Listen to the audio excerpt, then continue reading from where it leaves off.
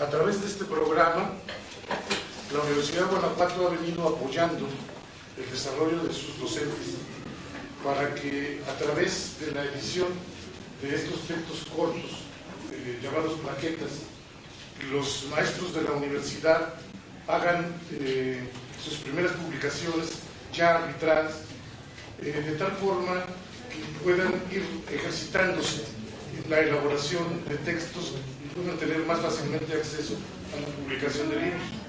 Esta noche tenemos el orgullo de presentar la escasa, una de las plaquetas generadas a partir de este programa de difusión de la Universidad de Guanajuato, elaborada por el maestro Ricardo Contreras Soto, licenciado en Administración de Empresas, licenciado en Antropología, maestro en Antropología por la Universidad de Querétaro y actualmente estudiante de doctorado en la Universidad de Guanajuato por la Universidad de Granada en organización. Su desarrollo, además de la administración, ha sido muy amplio en el campo de la antropología, y en ese campo ha tenido la oportunidad de estar ya en España participando en programas de doctorado como maestro pues. Esta noche presentamos pues la plaqueta Preocupaciones del Estado Mayor.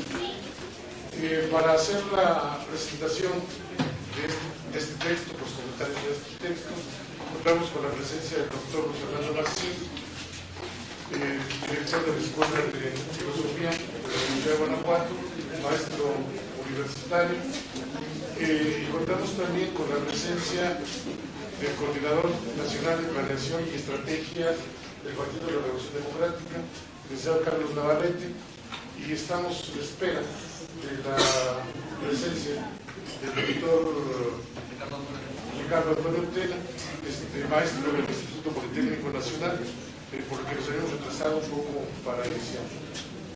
Como invitado especial, no participante en las presentaciones, nos acompaña el maestro Francisco Montiel, director de Institución Universitaria de la Universidad de Guanajuato y íntimo amigo de la unidad académica y del maestro Ricardo Contreras. Vamos a proceder a los comentarios por parte de los presentadores del texto, y al terminar los comentarios, el autor de la plaqueta de Preocupaciones del Estado Mayor responderá a las solicitudes presentadas por los presentadores, y después se abrirá una ronda de preguntas y respuestas.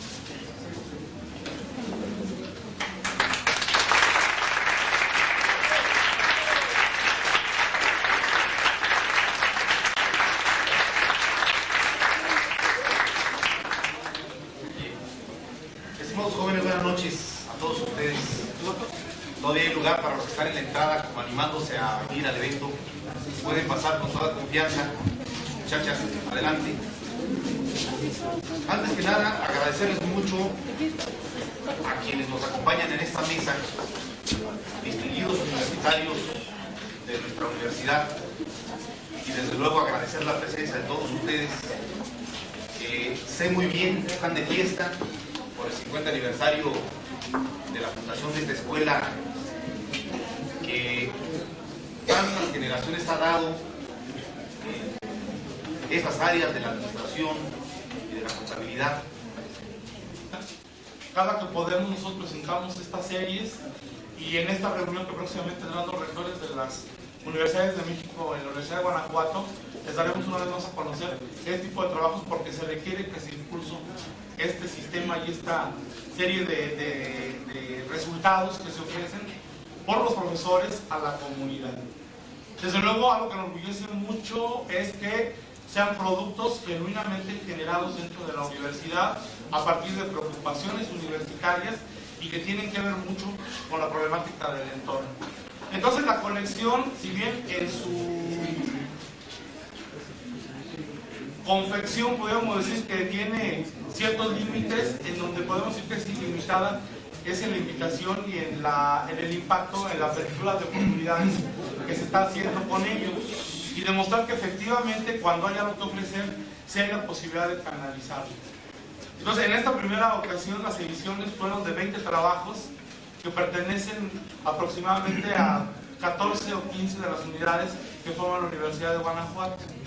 Según los últimos conteos, pues, tenemos algo así como 71 programas y nuestro grupo académico pues es un poco mayor que el número de autores que tenemos. Pero indudablemente, así como en el Sistema Nacional de Investigación se valora mucho la participación o la producción de artículos arbitrados y demás, nosotros pensamos que esta colección puede tener un gran impacto, fundamentalmente en el seno de la comunidad, como un resonar y también como un estallido, como un llamado a la conciencia de que podemos aportar siempre cosas, de que desde las aulas, desde las instancias, desde los corrillos universitarios de Guanajuato, algo que decirle al mundo, y esto queda por escrito como testimonio para que esta verdad que sostenemos pueda ser debatida, pueda ser argumentada, pueda ser dialogada. Entonces, para mí es un verdadero placer y un gusto poder colaborar en este proyecto que esperemos que en el futuro no solamente se consolide, sino se desarrolle y amplíe más sus expectativas. Muchas gracias y gracias.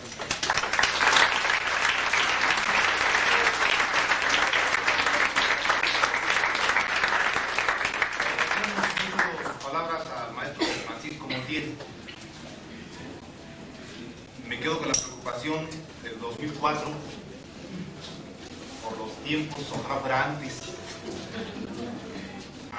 No quiero meterme en Honduras sobre presupuestos estatales, orientación del gasto, capacidad de inscripción, cobertura educativa, porque ese es otro tema. Pero creo que quien sí podrá entrar directamente en el tema es Luis Fernando. Lo veo haciendo notas más notas de las notas que ya trae, lo cual quiere decir que leyó a profundidad el texto, y su carácter de filósofo y director de la Escuela de los Filósofos de la Universidad creo que nos permitirá escuchar una magnífica exposición a los que estamos aquí presentes. Luis Fernando. Muchas gracias, Carlos. Espero que la oferta corresponda al producto. Bueno, primero yo quiero efectivamente darles a ustedes las gracias por la generosidad de su invitación, casi a ciegas, porque nos conocernos, entonces es una invitación que hace un cheque en blanco sobre la confianza de que uno pueda hacer decir. Entonces, por eso de antemano les agradezco esto, la invitación y la paciencia para soportar este rollo. Como hijo también de la cultura del esfuerzo, fíjense que yo soy hijo de provincianos nacido en Tepito. Y eso es ser chilango. Nadie aguanta a los chilangos porque todo el mundo tiene un primo chilango que lo soporta. Nadie la cita con los primos porque nunca los ven. Si estuvieran en su casa no los soportaría. El problema es tenerlos cerca y después ya no aguantarlos. Y los que somos hijos de provincianos que se fueron de la provincia a buscar algo y luego volvemos, pues estos somos pinches chilangos. El ser hijo de la cultura del esfuerzo, me gusta, vengo de un barrio de boxeadores, algunos se apellidaban como yo, también judíos, y luego un poco segura uno de todo eso.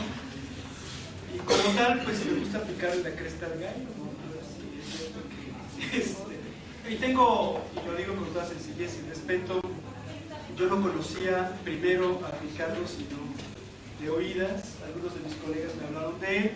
Y después tuve la suerte de tenerlo en un seminario que me tocó dirigir en su programa de doctorado. Me tocó ser su profe, yo no sé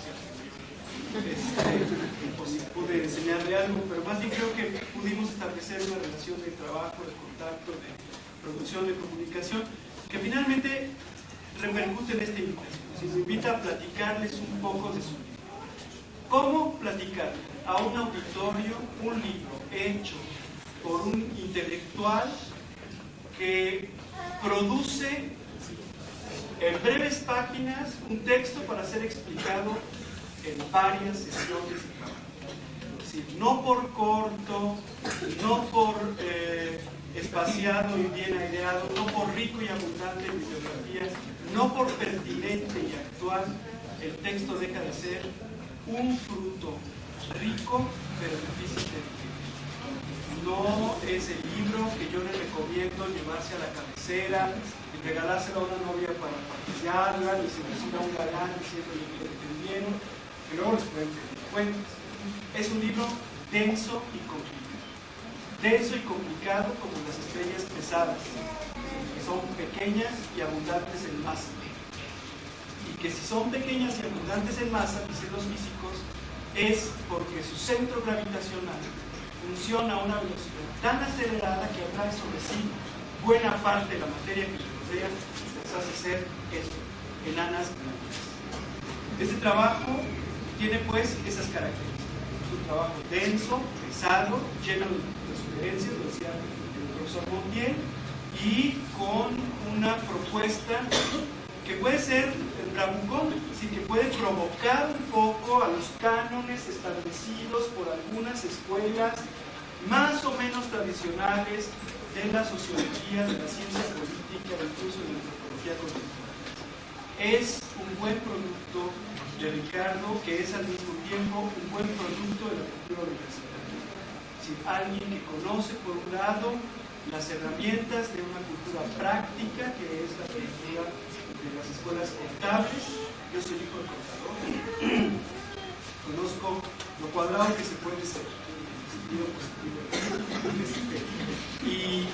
Y al mismo tiempo es alguien que ha incursionado en el mundo de la antropología y por lo tanto de la rebeldía y de la inquietud que suscita la pregunta por el otro. ¿Dónde está el otro? ¿Quién es? ¿Qué lo determina? ¿Qué lo configura? ¿Cuánto dura su presencia delante de mí? ¿Y qué más hay aparte de su presencia delante de mí? ¿Quién eres tú cuando no te veo? ¿Quién eres tú cuando no estás en mi campo de acción? ¿Quién eres tú cuando actúas, produces y reproduces tu existencia en el marco de la inercia de las relaciones materiales, sociales, políticas, económicas, que están sesgadas, marcadas, impregnadas por un baño de culpa? ¿Quién eres cuando yo no te produzco existencia? ¿Quién eres como pobre? ¿Quién eres como rebelde? ¿Quién eres como confrontador? ¿Quién eres como estatus? ¿Quién es eso? ¿Dónde estoy? Esta pregunta, pues, seres humanos cuya vocación es organizarse para producir y después ser conducidos desde el punto de vista de una ciencia contable, administrativa, programática, y que al mismo tiempo viven, se gestan y se generan en territorio, en espacio, donde no entra la máquina, no entra el número, sino donde todo está hecho de presencias y ausencias, intermitencias, apariciones y desapariciones afectivas, y donde se construye y donde se constituye la materia misma de la inteligencia. Esta es un poco la pregunta que me llama la atención. ¿Quién es el hombre? ¿Dónde se ubica y cuánto dura su presencia? Y por eso me parece muy interesante que desde el punto de vista científico el tema haya sido abordado como un problema de identidad, desde el punto de vista de quién soy yo cuando me presento delante de ti, pero por otro lado de territorialidad, es decir, cuánto espacio estoy dispuesto a compartir con los demás. Y el espacio hay que pensarlo desde el punto de vista simbólico, hay que hacer una gimnasia mental y hay que osar de una u otra manera imaginarse que el espacio es un territorio político, social, de reproducción, de seducción, de arte y de pobreza y de exclusión, y en fin, el espacio donde tú y yo podemos negociar la identidad, parte de un yo que me digo yo frente a ti. Si yo soy el otro, yo soy el que piensa distinto, yo soy el que habla diferente, yo soy el que es minoría, yo soy el que tiene un sexo distinto, yo soy el que tiene una concepción de la práctica de la sexualidad no necesariamente igual a la que tienes puesta en tu carnet de identidad.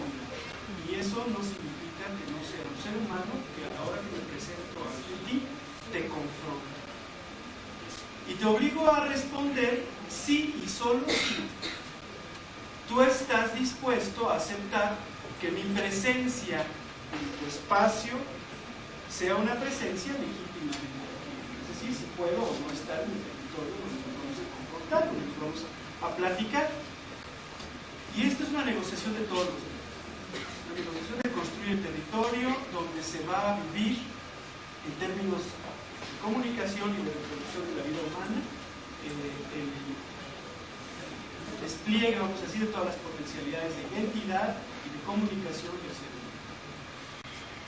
Territorio que después es un poco expropiado, que se convierte en el territorio de algo abstracto, aparentemente lejano a la vida de los seres humanos, que se llama el territorio del Estado, poder, el lugar donde se juegan y se toman decisiones que aparentemente están sustentadas en la representación de todos, pero que tienen un enorme déficit de comunicación entre los territorios que ustedes y yo estamos dispuestos a aceptar como vivibles, como morales, como comerciales, como justos, y los territorios que el Estado alcanza a administrar, a localizar, a proponer, que generalmente son más pequeños, que generalmente son más limitados y que generalmente no abarcan todas las dimensiones, la óptica de la vida humana. Y un cuarto boleto, ¿sí? Territorio-Estado, territorio-nación, territorio e identidad. Identidad, cultura, identidad presencia, identidad de comunicación. Y todos estos construidos con una herramienta a la que con mucha frecuencia abandonamos para decir, porque nos parece tan cotidiano, nos parece tan cerca de nuestra realidad, que es el lenguaje. Si no existiese la herramienta del lenguaje, sería inconcebible no solamente la formulación de una identidad, sino la posibilidad de crear el territorio de la concertación de las identidades, que puede ser el territorio social, el territorio estatal, el territorio simbólico, el territorio político. No hay modo, si no se negocia, si no se habla, si no se explicita, no hay modo de conocer lo que tenemos, donde podemos identificarnos, y tampoco hay modo de tomar decisiones para transformar. ¿Cuál es la herramienta? La herramienta que trae, que es el corre de identidades. Me parece que es muy importante situar esta pregunta desde mi punto de vista en el centro de la óptica de un lector que pretende entender, que pretende entender por qué es importante, por qué es novedoso, por qué es pertinente proponerle a una comunidad como la comunidad universitaria tres cosas al mismo tiempo. Uno, una problemática que tiene que ver con la construcción de nosotros mismos en el espacio público que vivimos y las herramientas con las que tenemos que construir nuestras nuevas formas de convivencia, de expresión, de tolerancia y de comunicación, por un lado, y por otro lado hacerlo a través de un vehículo que, enseñándonos a reflexionar y proponiéndonos un contacto con la cultura científica de las ciencias sociales, en general, nos ofrece un instrumento pedagógico. Es decir, no se queda en la flojera del lenguaje cotidiano, no se queda en la riqueza, pero también en la ambivalencia del folclore, sino que pretende trabajar como un artesano, cincelar como un artista las frases, los contenidos y los temas con los que quiere trabajar. Este es un poco lo que me parece que un lector tiene que valorar en un trabajo que se ofrece a sus colegas como un trabajo pedagógico de reflexión y en un ámbito universitario. El universitario que no se compromete con la reflexión, el universitario que quiere las cosas digeridas, que quiere respuestas hechas, pues no es un universitario. A lo mejor tiene credencial universitario, pero que ustedes saben que ahora vemos como nosotros lo sabemos. El universitario es fundamentalmente un ente crítico, comunicativo y un ente además que tiene un espíritu turístico, se pasea por los territorios de la nación y además transgrede los territorios de la nación. Le gusta desvelar, le gusta descubrir, le gusta destapar. Esa es una imagen que tiene su erótica. Es bonito destapar, es bonito desvestir, es bonito destapar, es bonito reintegrar. Y entonces, con estas herramientas, me da la impresión que Ricardo se lanza a presentarnos, pues como se dice, un plaquet, un plaquet en el que, en una revisión sistemática de las lecturas más actuales del tema, nos confronta ante algunos problemas que yo quiero citar, no me quiero tampoco extender demasiado. Siempre el que habla de cosas teóricas le toca la parte. Les pido una disculpa, pero esto es así un poco también, es parte de la vida. ¿Verdad? Muchas gracias. Uno, ¿cómo definir, cómo encontrar un concepto, un término, una palabra que me permita al mismo tiempo comprender al mismo tiempo varias cosas? Uno, que de aquello de lo que estoy hablando, es decir, el monín, el sujeto, lo que ustedes quieran, de lo que estoy hablando, no solamente tiene una dimensión individual, sino que tiene una dimensión colectiva, tiene una dimensión espacial y tiene una dimensión comunicativa con su entorno. ¿Cuál es la palabra clave? Entonces, bueno, nos hace un repaso de cuáles son las limitaciones que podría tener usar las palabras que han usado los diferentes expertos, los diferentes sociólogos o comunicólogos en lo que va a decir. ¿Quiénes son? Si aquellos que dicen el ser humano es una persona. Bueno, la persona es un término que se usó mucho en Grecia, jugó un papel. Persona en griego significa máscara, y entonces el ser humano es aquel que se pone el traje de lo que quiere parecer. Y hay que acordarse de una cosa: el antropólogo no se conforma con esa descripción, o sea, muy bien, es decir, yo soy quien me represento ante los demás, yo soy la máscara que me puse, soy el señor director de Guanajuato, soy el papá de Diego Nicolás, soy el novio de Belín, soy quien ustedes quieran, soy según la máscara o la cara que... Pero lo interesante no es denunciar qué es lo que hay detrás de la máscara, porque detrás de la máscara no solamente está el hombre invisible. Si detrás de la máscara no hay nadie, detrás de la máscara hay un mecanismo para seleccionar la máscara. No sé si soy claro. Si detrás de la máscara que uno se quiere poner, no existe nadie. A nadie se le puede quitar la máscara y decir te caché, ni al santo. Ese es el éxito del santo. Lo que hay es un aparatito, un mecanismo, un modo aprendido de ser que me permite escoger con qué estrategia me presento yo ante el otro. Lo que le interesa al antropólogo es la estrategia. ¿Qué hace alguien para disfrazarse de mujer? ¿Y quién le puso el aparato para que le permita hacerlo aparentemente de oídos? La seducción, la coquetería, el trabajo, el esfuerzo, la capacidad, la inteligencia, etc. ¿Quién se lo puso? ¿Y quién le cortó las alas cuando podía haberle permitido crear más espacios para poder ponerse más máscaras y aparecer en más escenarios?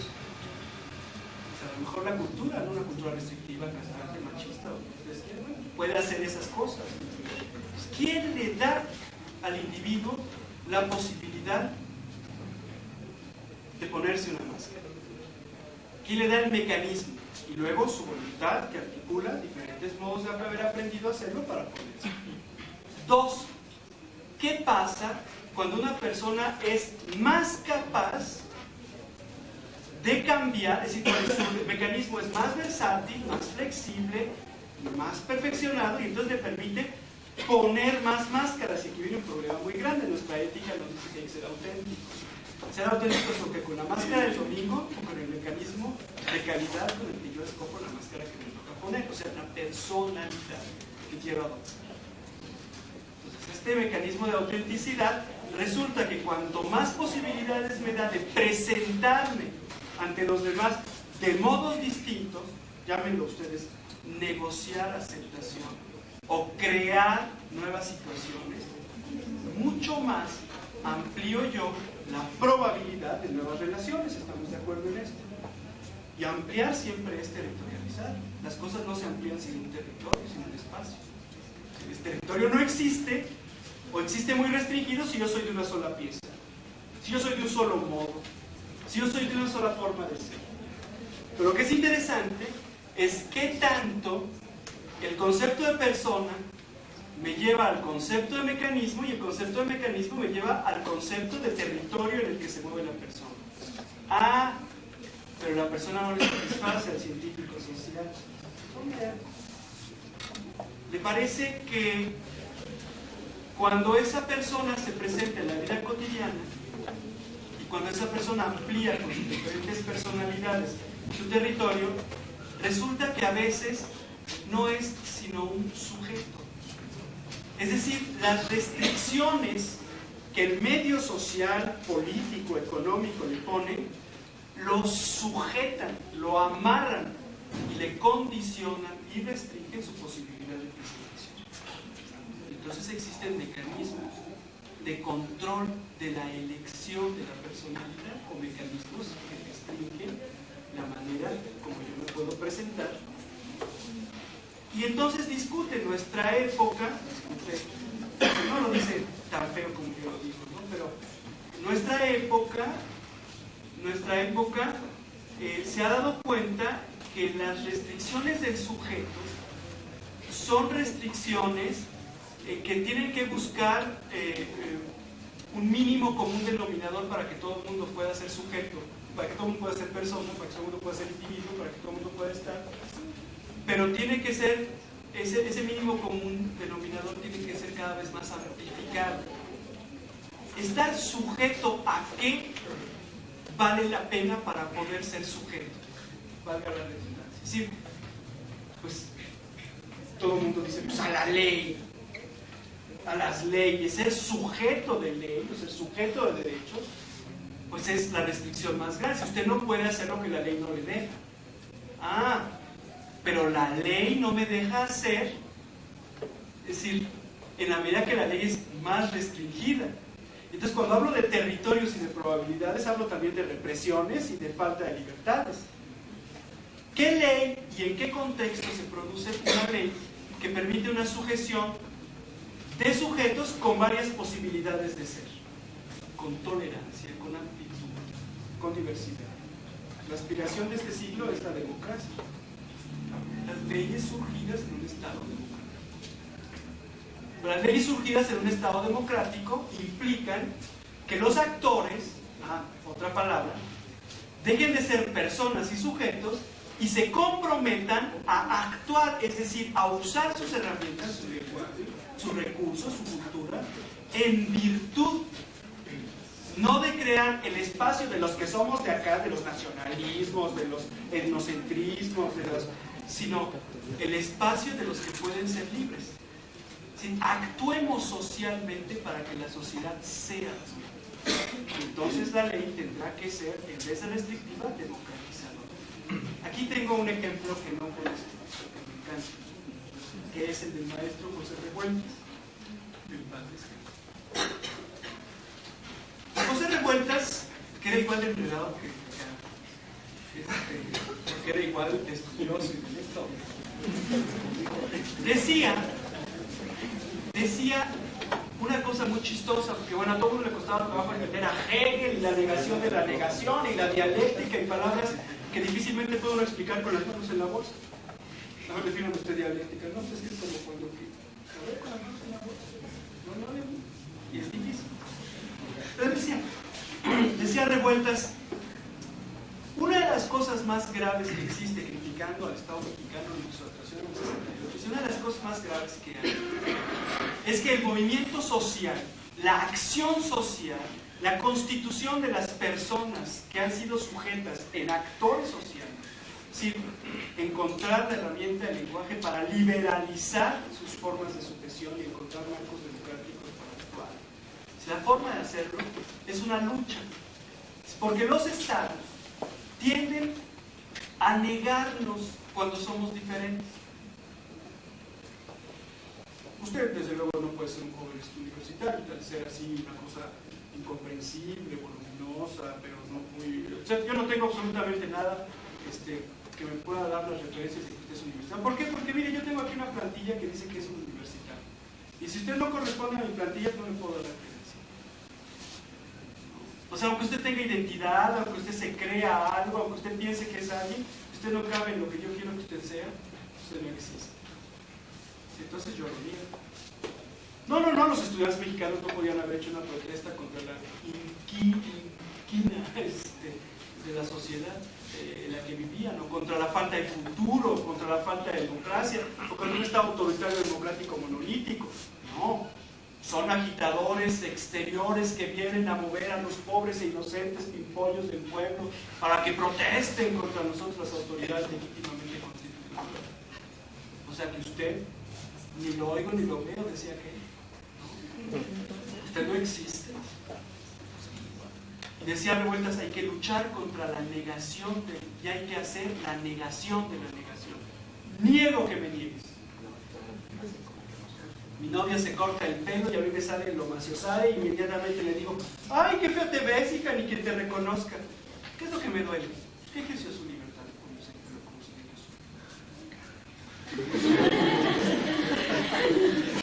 Y entonces me insegurizó, ¿verdad? Porque, pues, ¿cómo te me presentas con otra cara, mija? Y entonces yo te obligo a que niegues mi negación para firmar. Digas, yo soy yo. Tú no me reconoces, pero yo sí lo soy. Me afirmo ante ti negando la negación que haces de mí. Si eso pasa en las relaciones interpersonales. Y hay toda una manera de entender esto psicológicamente, si uno va amueblando su mentecita con herramientas, con ideas, etc. Como va uno amueblando los espacios en los que el pueblo nos permite circular o no circular con libertad. Bueno, entonces, en ese tenor, uno lucha por negar la negación del asujetamiento de la irracionalidad. Y entonces se clava con ese problema de la irracionalidad aquí el amigo Ricardo. Discutamos la irracionalidad. Y discutámosla en sentidos muy prácticos. No hay nada más práctico que una buena moral republicana, una buena moral que permita a los individuos saber que tienen libertad para manifestar su identidad, para negociar sus espacios contra un asujetamiento irracional en la acción social, que es acción colectiva, que es acción territorial, de territorios sociales, de territorios políticos, de territorios identitarios. Y nos hace una revisión transversal de muchas maneras y muchas etapas en las que en la historia de México se ha presentado la necesidad de abrir el espacio del asujetamiento para que las personas actúen socialmente por su libertad, por su liberalidad, por su capacidad de presentarse ante el otro en territorios cada vez más holgados y cada vez más. Y eso no excluye dos problemas. Uno, obviamente, el problema de los escenarios históricos en los que el pueblo tendría que haber aprendido a manifestarse como actor social. Y dos, de los mecanismos que le han birlado el lenguaje y por lo tanto la posibilidad de organizarse para exigir mejores territorios democráticos. Entonces el libro tiene un sesgo, tiene un cajoncito. Si el libro lo vieron ustedes como un secretero, ustedes conocen los secretos, como los de los abuelos llenos de cajoncitos. Entonces tiene un cajoncito, ¿no?, del que hay que hablar también de la rebelión, del desmontaje de un aparato de Estado, de imágenes, de comunicación, que nos parece informar la mala noticia de que solo hay un lenguaje para conseguir la libertad. Entonces dice, yo puedo estar en contra de la violencia, pero no puedo dejar de preguntarme por aquellos que la ejercen. Porque lo que pasa es que aquel que no puede expresar su identidad en el territorio amplio del lenguaje, entonces actúa su libertad, mimetiza su libertad, se rompe la madre con la libertad. Y en una de esas puede que se lo pague. Sí, puede que no le den o que no encuentre el espacio. Y dice el académico, es un problema fundamentalmente de crear mecanismos de comprensión, de crear puentes pedagógicos de concientización, de crear escenarios para actores sociales libres y democráticos. Esa es una preocupación de Estado. El Estado no puede ser solamente el centro de administración de los sujetos unidimensionales, como diría que el Estado tiene que ser, finalmente, uno más de los mecanismos de los que pueda valerse el libre accionar de las diferentes identidades culturales y sociales, de la pluralidad, para construir el territorio nacional. Qué distinta mentalidad la que nos obligaría a pensar en un territorio nacional hecho de espacios de libertad y de posibilidades de reconocer a todos sus actores como actores libremente constituidos, a un Estado que en nombre del nacionalismo le corta las alas a los diferentes. Yo creo que ese es el sentido de la riqueza de un libro. Pedagógico, provocador, mal leído por su servidor, pero que les invitaría a organizarse en grupos a discutir, a invitar al autor a pelear sus ideas, y al autor yo le invitaría a meterle lápiz para que esto vaya más allá de este salto para asomarse que hay detrás del bosque y pueda irse aterrizando en lo que al final nos hará falta a todos, una moral práctica, ética, política de la liberación de la ciudadanía y del nacimiento de escenarios y de territorios sociales a nuevos actores políticos y sociales que están reclamando.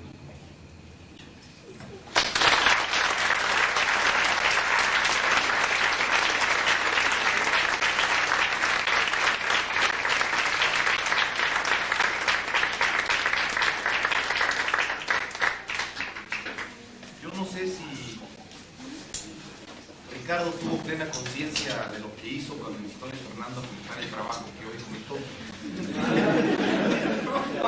Pero lo que sí estoy seguro es que después de escuchar esta extraordinaria exposición, Ricardo puede estar muy satisfecho de la presencia de Luis Fernando, que sin anuncio previo nos ha regalado con esta exquisitez que todos deleitamos y que seguramente llevará a muchos de los aquí presentes y a muchas, el partido exige que digamos muchas, a sumergirse en este texto ciertamente de una densidad provocadora que no es recomendable para lectores novatos, ciertamente, y que seguramente puede ser de una extraordinaria utilidad para quienes aquí aspiran no solamente a sacar a la brevedad posible el título que les permite irse a trabajar corriendo, de lo que sea, sino a los que aspiren a ser y a convertirse y a vivir intensamente su calidad extraordinaria de universitarios, universales, abiertos al tiempo, abiertos a las provocaciones de sus maestros, abiertos a las búsquedas intensas, abiertos a lo novedoso e incito también a lo provocado. Me dicen que está llegando otro de los invitados, al cual le damos una afectuosa recepción, el maestro Ricardo Antonio Tela.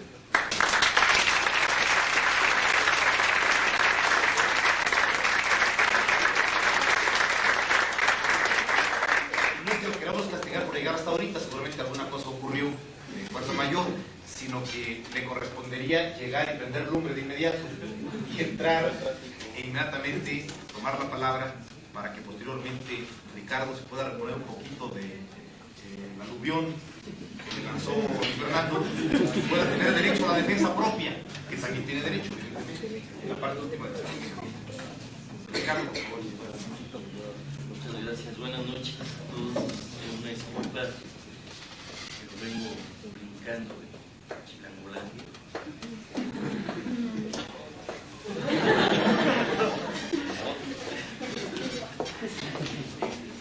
Bueno, yo voy a tratar de ser muy breve con los comentarios. Traigo un pequeño texto preparado y empecé a leer, y si después de que Ricardo exponga hay la posibilidad de un intercambio con los otros compañeros, pues puede estar más interesante. Es un texto una intervención que yo quisiera dedicar a los sueños, a las vidas y a las sombras que se tejieron con risa, coraje y dolor en 1968. Quiero agradecer a mi tocayo, a Ricardo Contreras, la oportunidad de comentar públicamente su texto titulado preocupaciones de Estado Mayor, en principio porque se trata del trabajo de una persona que tengo en un alto aprecio y admiración, con quien he compartido diferentes aspectos de su actividad académica y profesional a nivel nacional e internacional. Y en segundo lugar, porque considero que este trabajo aborda uno de los temas más interesantes y complejos del análisis sociocultural, cuyos planteamientos afectan a la mayor parte de las hipótesis convencionales sobre la organización y el cambio social. Por esta situación, más que comentar, me interesa intercambiar algunas opiniones y puntos de vista sobre el problema de la identidad. Para tal efecto, y pensando que se trata de una cuestión que toma como punto de partida el análisis de la superestructura, considero que es pertinente preservar el espíritu de la propuesta teórica del sujeto que invoca Ricardo Contreras en su dedicatoria, Luis Althusser, por lo que me propongo exponer mi punto de vista con base en una reflexión que se despliega sobre tres aspectos distintos, aunque estrechamente conectados, donde cada uno aparece sustentado por una forma de relación específica. Estas son, el uno, de la relación obra-autor o de la ideología, de la relación historia-saber o de la filosofía, y tres, de la relación cultura-poder o de las identidades. En la primera, de la relación obra-autor o de la ideología, Althusser nos hace un llamado de atención interesante en su texto que se llama El pintor de lo abstracto, y nada más es una pequeña cita. Dice: las relaciones del pintor con su obra no son nada distinto a las relaciones que el pintor pinta. Al hacer ver las relaciones de las cosas con sus hombres, Cremonini, que es un pintor abstracto, nos hace ver al mismo tiempo no las relaciones del pintor con su obra, las cuales no tienen existencia estética, sino las relaciones de una obra con su pintor, las cuales son a la vez las relaciones de esa obra con nosotros. Por el contenido y las características del texto que ahora nos presenta Ricardo Contreras, me parece necesario hacer algunas observaciones preliminares respecto a la relación obra-autor-lector. En principio, me parece que el texto es un importante esfuerzo de interpretación y de producción teórica que abarca un territorio poco explorado, no solo por las ciencias sociales en general, sino también por las disciplinas tradicionalmente consideradas como técnicas o instrumentales, donde bien se pueden ubicar las prácticas como la arquitectura y la administración, debido a que los tópicos que aborda el estudio de las identidades colectivas nos remiten a los espacios y a los procesos donde las prácticas sociales tienen lugar, forma y sentido, es decir, donde se confinan, regulan, ordenan y naturalizan las actividades de los individuos en la sociedad contemporánea. Se trata por ahora de percibir la forma en que el texto nos interpela, de cómo establece una relación con los lectores que va más allá de la que el autor puede o no tener con nosotros. Es un efecto ideológico. Por medio del desplazamiento del autor, que se refleja en la obra, invirtiendo la relación de autor-obra a obra-autor, proceso que diluye al autor y deja solo la expresión de la relación que tiene la obra con nosotros. Esta obra nos coloca frente a una forma distinta de interpretar las relaciones que se establecen entre los hombres, sujetos. El estudio de las identidades sociales como medio para distinguir la forma en que los actores, nosotros, nos relacionamos en un espacio social diversificado y común, que es al mismo tiempo territorio, sitio de vida, hoyo de ausencias pasadas, presentes y futuras, campo de lucha, máquina de poder, juego de dominio, lugar de objetos y fábrica de nombres. Con estas características, el texto interpela al lector y lo incorpora a la obra como actor, se refiere a nosotros. El texto además expresa una intención que desborda las intenciones del autor cuando se constituye en una ruta posible para identificar los escenarios sociales, para desmontarlos analíticamente, para comprender el significado de los actos sociales que se expresan en sus prácticas y en las formas en que se les nombra. La obra es ya una ruta que solo contiene la huella del autor, como la mercancía, o como las carreteras que no son más obra, porque esta es su historia. Proyectos, dibujos, golpes de pico y pala, tierra movida, aplanada y recubierta, y porque es ahora una vía más para transitar en ella. Por otra parte, el contenido también desplaza al autor. Él solo expresa las relaciones donde tiene lugar a las identidades colectivas. Como actor y como analista, expresa un entorno del cual es parte. Se distingue por su postura crítica y por una racionalidad que desemboca en una formulación subversiva, porque genera efectos de conocimiento que descubren el juego ideológico y la trama del poder del Estado en los diversos escenarios del tejido social. La nueva ruta choca con la percepción dominante, la desdibuja y reconfigura, propone una nueva forma de lectura de las relaciones sociales y contiene una nueva postura crítica que puede ser una de las preocupaciones del Estado Mayor.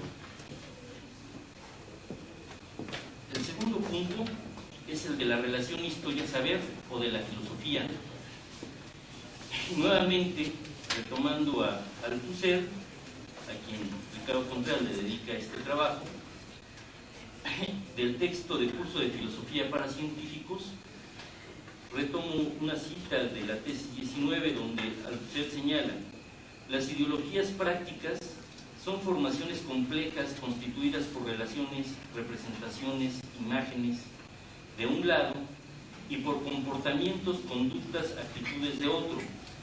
El conjunto funciona como normas prácticas que dirigen la actitud y la toma de posición concreta de los hombres ante los objetos reales y los problemas reales de su existencia social e individual y de su historia.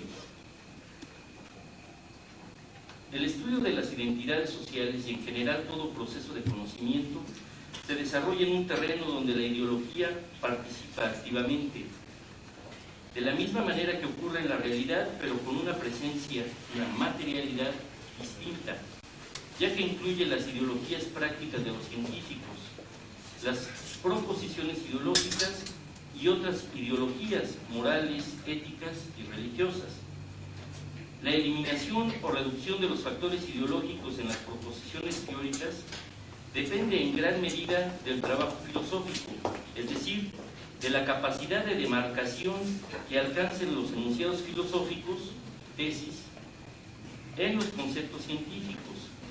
De esta forma, el problema del conocimiento, la conciencia y el saber sobre la identidad colectiva es un proceso que atraviesa necesariamente por el análisis filosófico, donde puede haber proposiciones correctas, verdaderas, y regulaciones epistemológicas claras, justas, diría Althusser, situación que no necesariamente se reconoce en las prácticas sociales que se asocian con el objeto del estudio, en este caso, las prácticas de las identidades colectivas.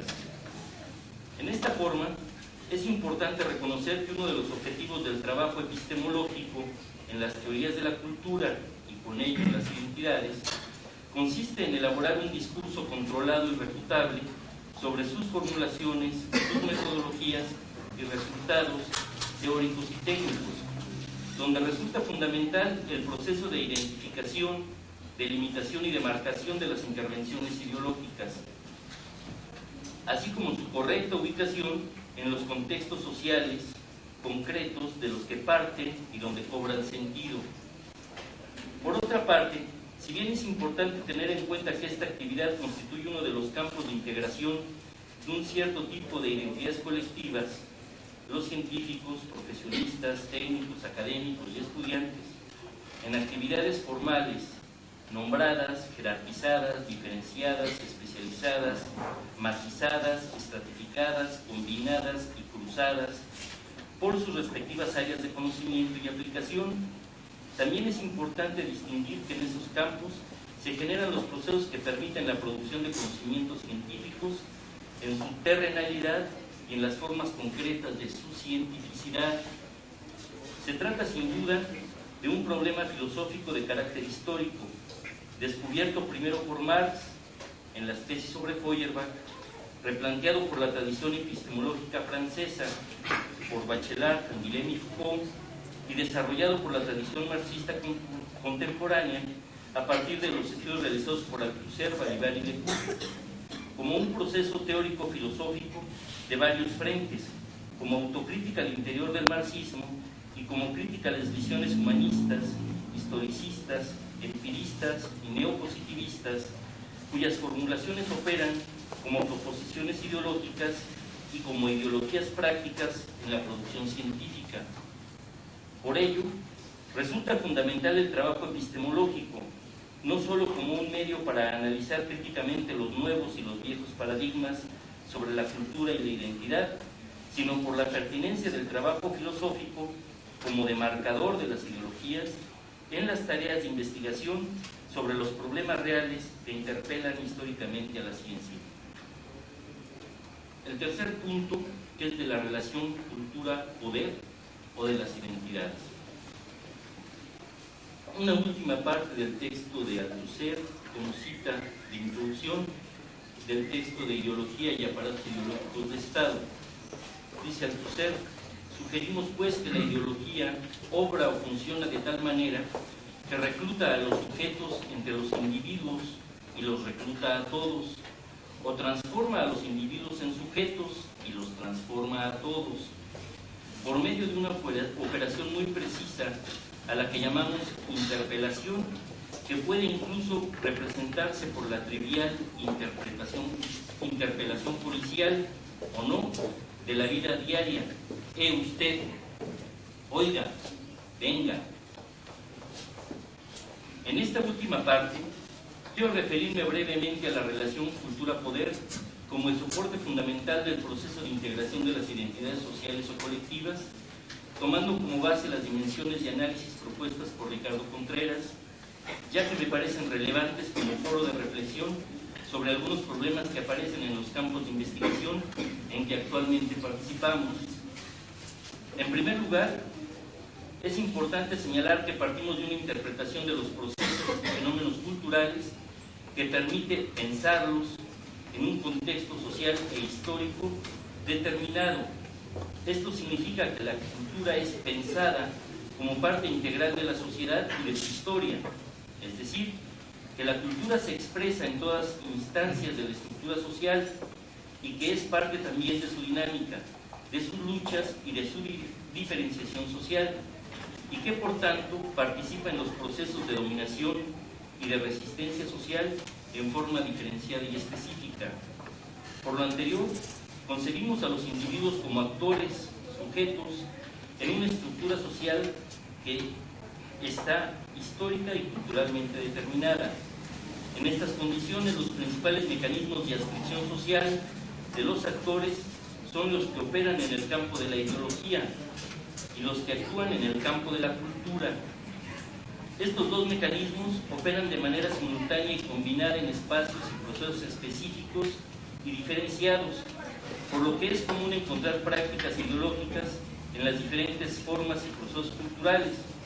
Por ejemplo, en las formas de la identidad cultural que asumen los grupos étnicos y los grupos sociales del medio rural y urbano, donde la adscripción asume como referencia principal el territorio, no solo como espacio físico, geográfico, sino como espacio de poder y dominación social, que se expresa en los desniveles culturales que integran la relación entre las culturas hegemónicas y las subalternas o populares, y donde los procesos de circulación cultural comprenden diversas escalas, como la comunitaria, barrial, regional, nacional o supranacional, como parte del proceso de constitución de la identidad y del control social orientado a la reproducción de las condiciones de la producción.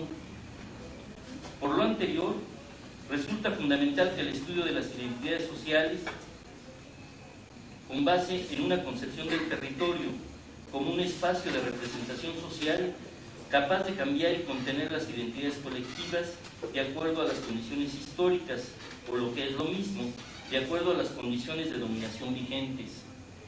En la actualidad, los procesos de constitución de las identidades enfrentan condiciones históricas que transforman las referencias de los actores sociales, describiendo escenarios distintos. Por ejemplo, la globalización y la posmodernidad imprimen un carácter radicalmente diferente a las identidades, al cambiar el soporte material por uno propiamente simbólico o imaginario, y desplazan los factores de control político y económico al relocalizar las fuerzas productivas y del mercado en el consumo. Esto sugiere que los soportes que permiten la constitución de la identidad de los agentes sociales se encuentran en una fase de resocialización del sujeto, que afecta a los procesos de adscripción, alterando los mecanismos disciplinarios que norman las relaciones sociales y los procesos comunicativos de identificación.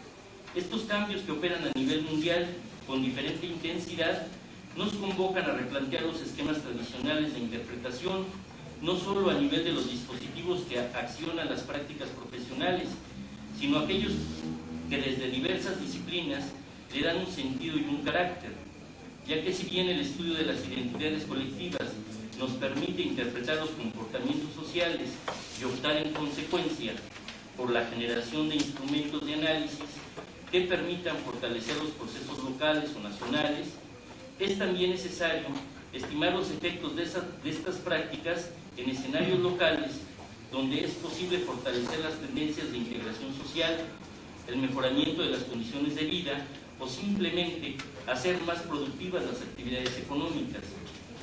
Ciertamente, los niveles de análisis no siempre encuentran formas de aplicación en unidades socioculturales específicas. Sin embargo, basta con que los resultados permitan una clara comprensión de los fenómenos y de su dinámica para que se abran áreas de investigación más especializadas. Por ejemplo, en el caso de los estudios urbanos, de la vivienda, del patrimonio, de la administración pública y de la administración privada, donde los profesionistas no cuentan con instrumentos de análisis que les permitan entender la dinámica sociocultural de los procesos en donde participan o donde se proponen intervenir. Para estas prácticas es importante tener en cuenta que su intervención es parte de un contexto integrado por elementos sociales y culturales que se eslabonan y constituyen tramas de identidades colectivas y que éstas se expresan en diferentes escalas, que son elementos importantes para comprender fenómenos complejos que en un momento dado determinan los criterios de selección, las posibilidades de admisión, indiferencia o rechazo para los grupos y sectores sociales con los que se trabaja, lo que acota las posibilidades de éxito de los objetivos planteados por los grupos, las empresas y las instituciones. Por otra parte, el estudio de las identidades colectivas representa una base más consistente en el estudio de los procesos sociales que se sustentan en estructuras desplegadas de poder, donde los mecanismos de impugnación abarcan distintos niveles de integración y solidaridad en distintas instancias y escenarios de la vida cotidiana, como es la vida doméstica, la producción, el comercio, los espacios de sociabilidad y la política en sus diferentes escalas, propiciando espacios de solidaridad y de consolidación de demandas, ya sea temporales o de largo plazo, con instrumentos de carácter cultural. En este sentido, por último, conviene reiterar que los frentes culturales no son homogéneos y que se expresan como puntos de interacción y lucha de identidades, donde está en juego la construcción social del sentido, la hegemonía, la ilegalidad y elementos culturales de clase que contienen una percepción del mundo y una forma de lucha política, y que todo esto se da en un espacio social, histórico y geográfico, es decir, en un territorio. Muchas gracias.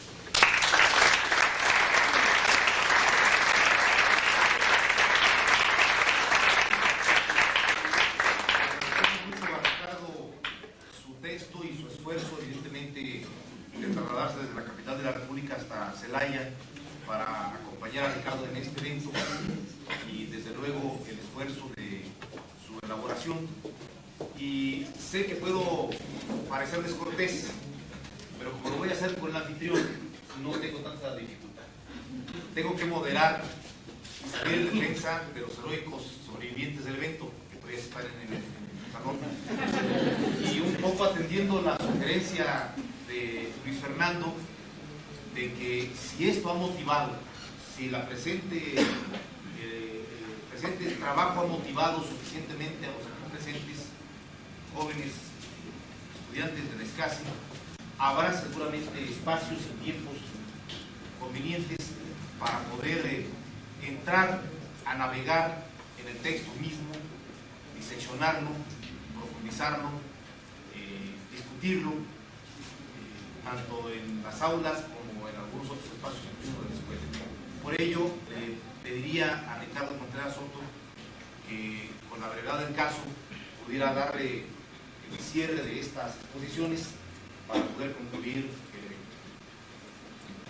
Vamos, muchas gracias. Muchas gracias a Luis Fernando, a Carlos Mazatena, a Pablo Montiel, a Carlos Navarrete, que han acompañado, que comparto con ustedes una preocupación académica, la que me ha llevado a escribir este breve ensayo.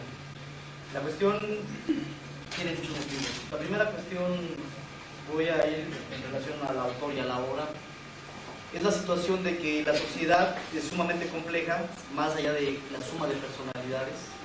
Nosotros estamos aquí configurando, somos cerca de aproximadamente 65 gentes que estamos en el auditorio, en el audiovisual, y no son 75 personas, vienen procesos de elección, y si yo les dijera que nos agrupáramos por preferencia electoral, nos vamos a tener que configurar de una manera, los 75. Y si yo les preguntara y les dijéramos, vamos a configurarnos por preferencias deportivas, la configuración sería otra. Y si yo les dijera, vamos a configurarnos por la situación religiosa, entonces la configuración sería completamente diferente a las tres mencionadas como ejemplos de que esto no es nada más 75 personas. La complejidad social se da no solamente en el número de personas, sino en los agentes sociales que se configuran a determinada problemática. Y señalo problemática por la situación de que no solo el problema no es solamente la afinidad de un pensamiento, sino es la vinculación, ¿sí?, de una propuesta, de una problemática común de un grupo de personas. Bien, entonces, el motivo político principalmente, más allá de las elecciones y otro tipo de cuestiones, principalmente tiene que ver con los grupos étnicos, como Fernando bien señalaba, la cuestión, ¿qué es la otredad? ¿Sí? Para 1960, para 1940, el 30% de Guanajuato hablaba todavía otomí. En 1990 ya nadie habla otomí en Apasó el Alto, y mucha gente, muchos de los grupos étnicos que vivían y compartían en este estado han sido plenamente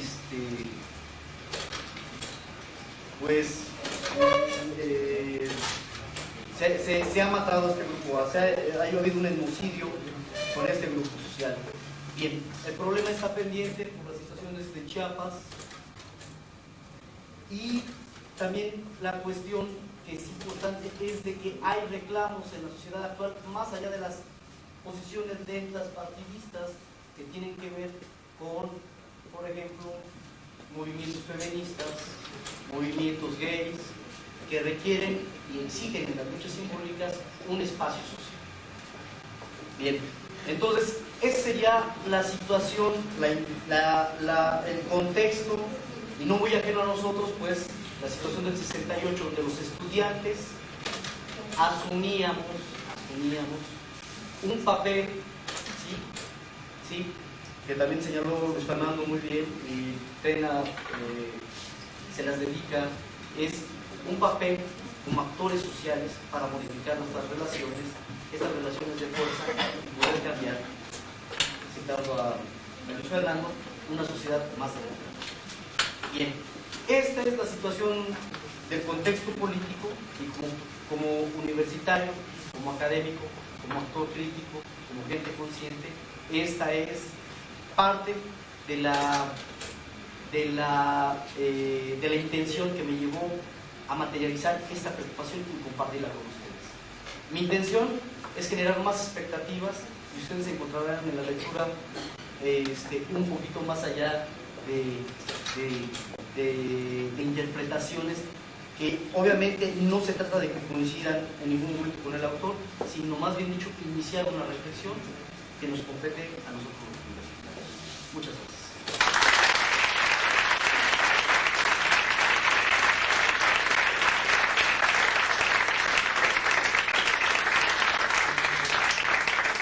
Corresponde evidentemente agradecer en primer lugar la presencia de todos ustedes, su bravura para participar en esto, su capacidad de recepción y de receptividad para salir motivados por este trabajo.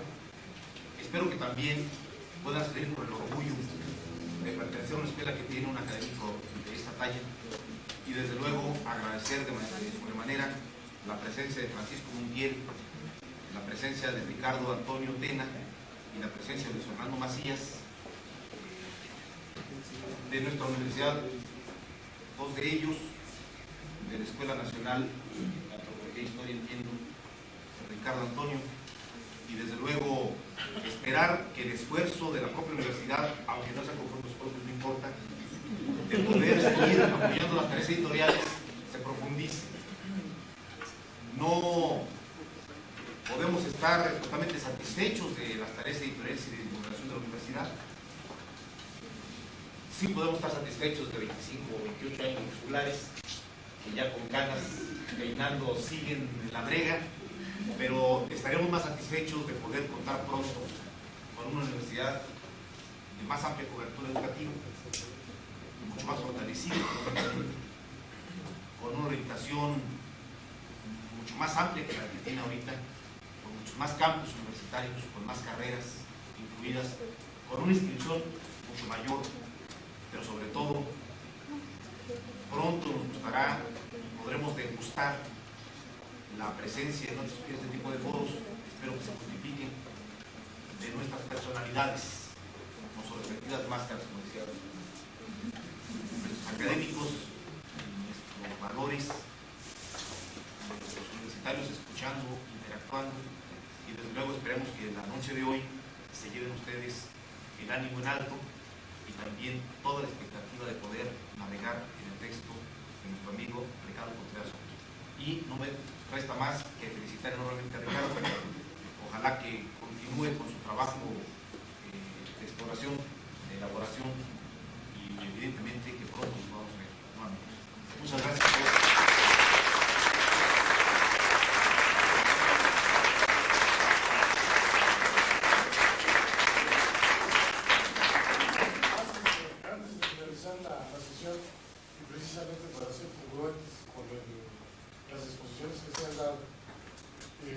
Quisiera que se abriera, aunque fuera simbólicamente, el espacio de las preguntas y las respuestas, porque no puede ser posible que estando presentando un texto que es un texto retador hacia la apertura de nuevos espacios de libertad, esa libertad no pueda manifestarse de ustedes hacia el expositor.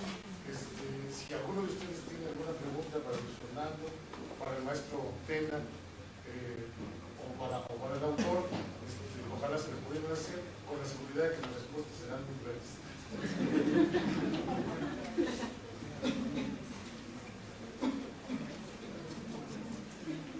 Sí, maestro. Yo más que una pregunta quisiera decir que es bastante atractivo, reconfortante, fresco a la vez tener este tipo de exploraciones. Yo en lo personal conozco a Ricardo y pues de alguna manera nos hemos comunicado y aunque somos totalmente ajenos en nuestras disciplinas, ¿no? Esto es el área biomédica. Sin embargo, me ha interesado esto pues por cultura o tal vez por la situación de tener relación con la academia. Lo primero que quisiera decir es que no necesariamente es para los universitarios nada más, sino también los que trabajamos fuera de las universidades y que estamos preocupados, pues ya lo dijeron las gentes que hablaron en relación a lo que está sucediendo en el país. Por otro lado, la pregunta es, ¿cómo le hizo para poder cuajar todas esas cosas que hace años eran inquietudes o a veces pláticas de paz? Bien, bueno, agradezco el comentario y yo pienso que una de las actividades del académico es indudablemente también, aparte de dar clases y estar recomendando dentro de su propia disciplina, compete a mi disciplina. Y principalmente es tener una actitud crítica, ética, política, diferente, con tolerancia en relación a que somos amigos universitarios, tenemos distintas posiciones. Y entonces, en ese sentido, el problema no se ha resuelto, el problema está pendiente, el problema ético principalmente está pendiente de que lo resolvamos. No los académicos, en este caso, la otra identidad, nosotros los ciudadanos.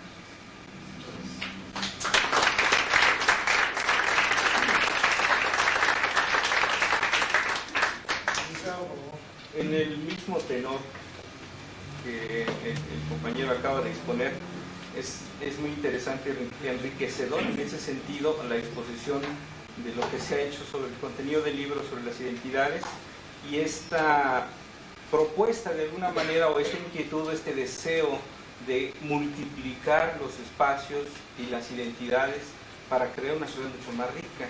Y en este sentido, de alguna manera, lo que a mí me ha preocupado, y creo que Ricardo en ese sentido también lo comparte, es el hecho de que en la universidad a veces se está trabajando en el sentido completamente contrario, ¿sí? Marcando identidades cortadas, pero sí cuadraditas, y centrando las identidades hacia aspectos muy, muy concretos y hacia metas muy, muy específicas, donde estamos en contra del espíritu propiamente universitario, la universalidad.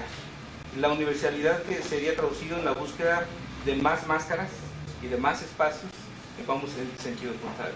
En este sentido, creo que la tarea del investigador es doblemente necesaria, el hecho de descubrir precisamente esta situación y proponer vías muy concretas, como lo proponió el maestro al final de su exposición, una política moral o una práctica moral específica que vaya atendiendo las situaciones al revés. En nuestra escuela específicamente vivimos esa situación de una manera alarmante. Todo lo que no contenga contenido eminentemente contable administrativo no tiene entrada, y los otros espacios están fuera. Ahí en este sentido es, ¿qué nos toca hacer? Y es la pregunta a todos los panelistas, como maestros, como universitarios, como profesionistas, como investigadores, en este trabajo de revertir el sentido hacia lo que va a la universidad, y creo que negando el espíritu propio de lo que es la universidad.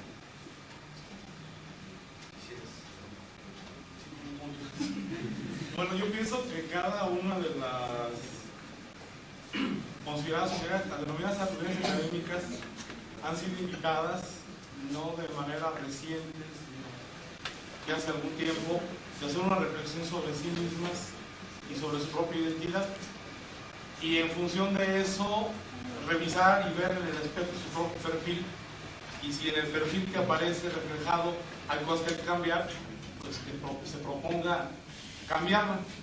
Algo que en este momento pesa mucho en el proyecto universitario es la visión de la formación integral, que no se ha resuelto exactamente qué quiere decir eso, y que corresponde a la comunidad completa decir cómo la entiende y cómo la ejerce. A mí me parece que si esto se apuntara a normas o a voluntades externas a la comunidad, estaríamos cayendo siempre en esta reproducción de un sistema que no satisface, pero que también finalmente no se dan los pasos para una transformación de fondo. Y en ese terreno, para mí, la invitación es no hablar de la universidad ajena a mí, sino de esta universidad como ese espacio, como esta comunidad actuante y que está en relación permanente con su medio. Parece que a veces el lenguaje que utilizamos pareciera ser que nos lleva a la exclusión, y decimos los universitarios y como que no consideramos a los demás, cuando el espíritu es exactamente lo contrario. El espíritu lleva a tener un mensaje y una propuesta incluyente, porque en este momento la universidad tiene que ver pues sus actores, sus nuevas demandas, pues, revisar su oferta, revisar sus metodologías de trabajo, porque evidentemente, lo que decía el diputado, yo sé que él es consciente de lo que la Universidad en Guanajuato ha vivido y de los retos que ha tenido que ir venciendo y superando, y por lo tanto aquí en Guanajuato y en todo el país las asignaturas pendientes de la universidad todavía son muchas. Aún las que se masificaron y crecieron en matrícula tienen la asignatura pendiente de la calidad. Las que no crecimos en número y todavía no crecemos en oferta, tenemos la asignatura de la cobertura en múltiples formas de hacerlo. Entonces a mí me parece que como universitario cada uno tiene que hacer esta propuesta desde el interior y el seno de su propio compromiso. Porque también en ocasiones he escuchado hablar de la universidad como un espacio lejano a donde está una unidad académica. Y a veces la universidad está solamente en un edificio que está fuera de esta ciudad y que no está ligada a mi propia vida. Cuando la universidad fundamentalmente es una comunidad actuante de seres pensantes que trabajan por ayudar a ser mejores a los demás. Pues creo que en ese reto hay una preocupación primero porque las carreras que ofrezcamos como profesionales, como actividad que dan un sentido y una orientación a una actividad concreta en la especialidad del conocimiento, tengan que tener necesariamente la necesaria habilitación y concreción para poder resolver problemas en todos los órdenes. Ya no basta solamente la cuestión analítica, sino que también se requiere formular propuestas de atención y modificación al entorno. Entonces, en ese terreno me parece que la formación integral ligada a la formación profesional es algo que las comunidades tienen que resolverse de manera colectiva. No conozco yo todavía al genio del fin de siglo y de milenio que nos dé la solución única y expectativa. Entonces, para mí no tienes una reflexión y una invitación a que esa respuesta la asumamos y la demos todos.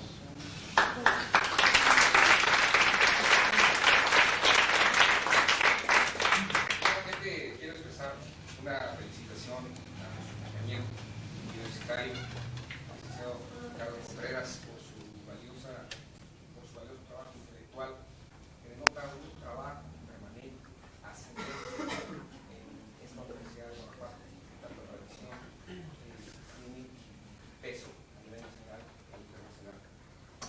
Enseguida quisiera traer una reflexión y comparto la opinión de nuestros compañeros en el sentido de la participación. ¿A qué participación la propuesta?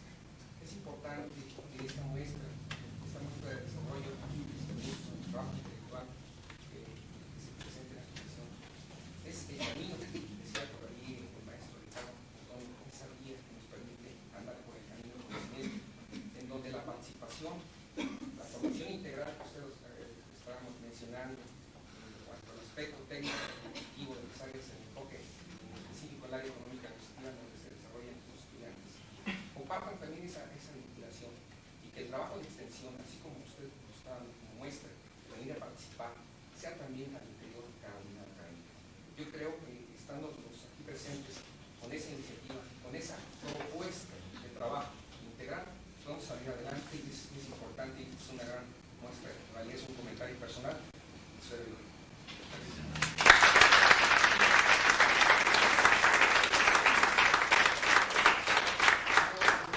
Terminar esta sesión sin antes felicitarlo por haber tenido la oportunidad de asistir a un evento de alta calidad académica. Agradecerle a Ricardo el haber dado la oportunidad a través de su trabajo de que se reunieran miembros de la comunidad académica con miembros de la sociedad y que pudiésemos tener la oportunidad de escuchar diferentes lecturas de un texto que finalmente, como decían los panelistas, representa un reto, una posibilidad de abrir caminos y que nos invita, como decía Luis Fernando, a no tener las manos en la bolsa para definir lo que es la dialéctica, sino a hacer la dialéctica a partir de nuestras identidades en la vida cotidiana. Sí.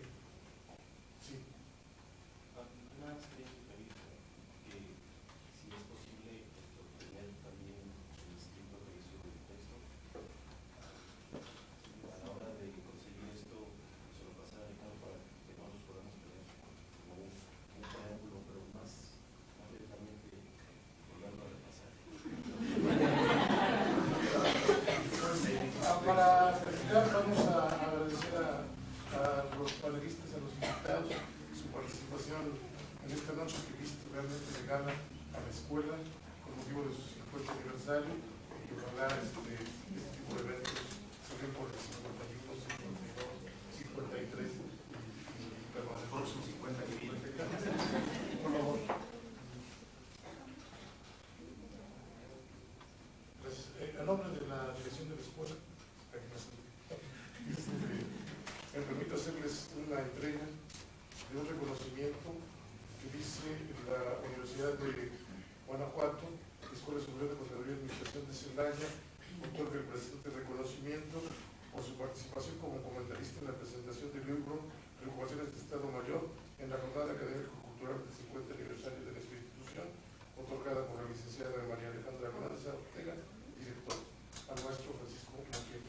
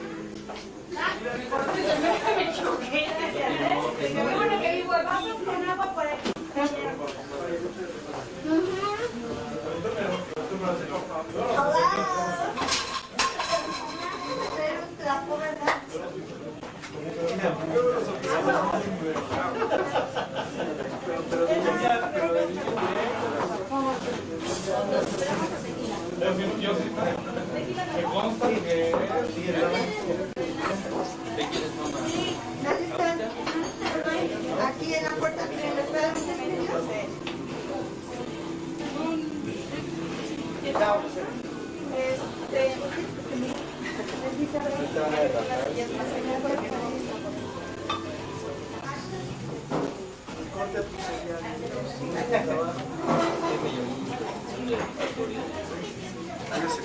Y es cierto que fue un homenaje.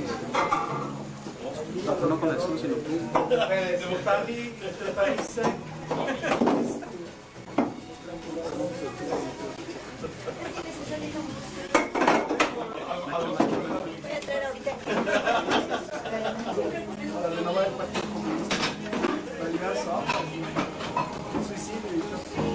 La verdad es que desde la época en la que yo iba descubriendo el secularismo, nos lo trajeron otra vez como muy culpique, muy jugoso. Se lo seguimos y es lo único que hizo que en algunos sectores efectivamente no se viviera ciertos problemas de conciencia colectiva, de voluntad colectiva, de hegemonía, etc. Igual de lo trajo y aquí se quiso vivir una falsa oposición. Plancharon sin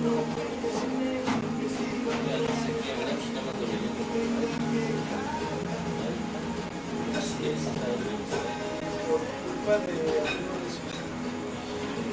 Chevron, que fueron los abogados.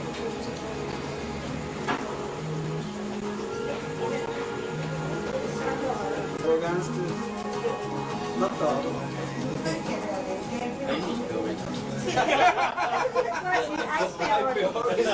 Hasta tuvieron que hacer su comisión de derechos humanos.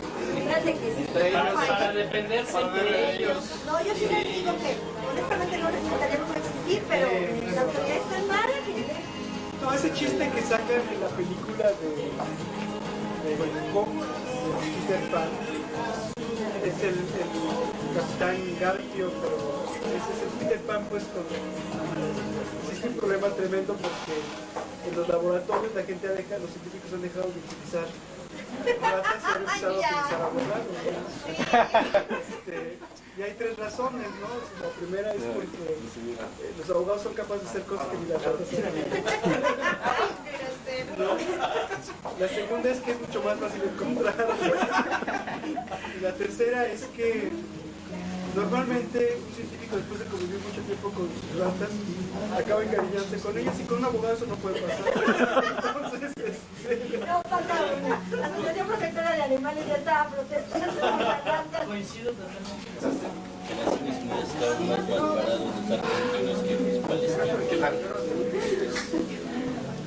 No saben cuál era el más eficiente. no, fíjate que yo conviví con palestinos y tienes razón. Trato directo. Es que son muy miserabilistas, es decir, como son palestinos se lo merecen todo. Entonces es muy difícil negociar cosas, ¿no? Son obligados a ser siempre radicales. Pues tú no. Sí, no he encontrado los judíos. Pero es que. Vamos a dejar más un espacio. Ya. Vamos a decir, bueno, esa es la región.